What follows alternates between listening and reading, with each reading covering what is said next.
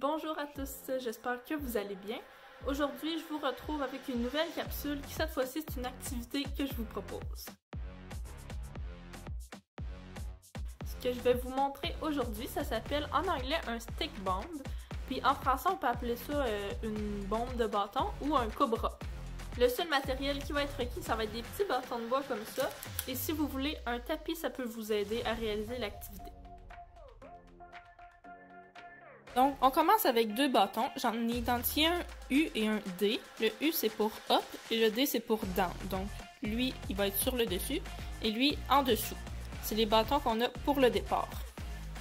Donc, on les place comme ceci. On fait pas une croix parfaite de même. On les place avec un grand angle ici et un plus petit angle là. Donc, à l'aide de nos autres bâtons, le principe, c'est de glisser les nouveaux bâtons en dessous de ceux qui sont présents. On va toujours de gauche à droite. Donc, on commence, on vient ici comme ça. Le tapis, c'est pour aider à faire glisser les bâtons sous les autres bâtons. C'est sûr que c'est pas obligatoire, mais ça rend la tâche beaucoup plus facile. Donc, on vient placer le premier nouveau bâton ici.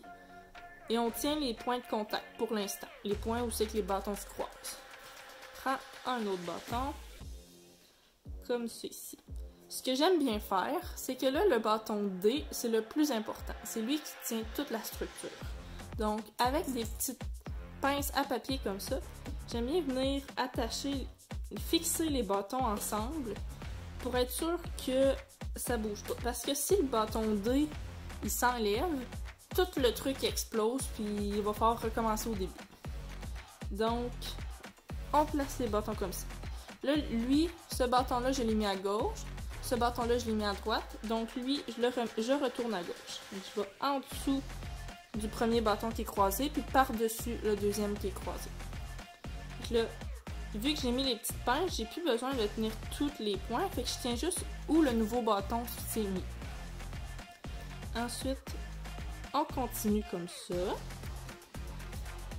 On essaie de toujours, les nouveaux bâtons, de les mettre parallèles avec les autres. Donc lui et lui sont parallèles.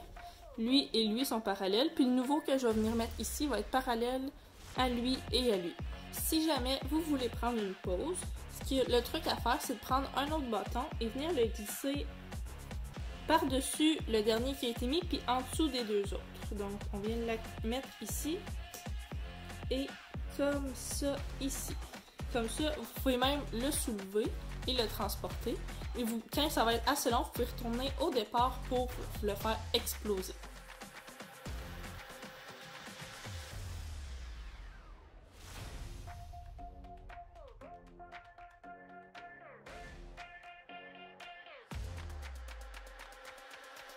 C'est maintenant terminé, j'ai fini de construire mon cobra. Si vous avez fait sur un sol en tapis, levez-le pour le décoller, sinon les petits bâtons vont prendre dans les poils du tapis. Donc, pour ma part, je vais maintenant enlever les petites pinces qui m'aidaient à tenir mes bâtons.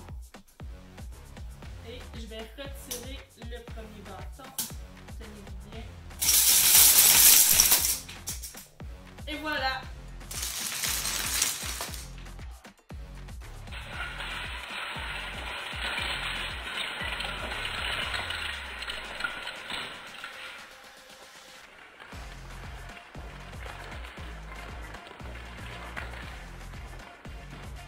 Donc voilà, j'espère que vous avez bien aimé voir ça, ce que j'ai fait aujourd'hui.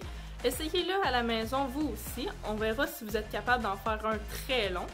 Et sur ce, bonne semaine!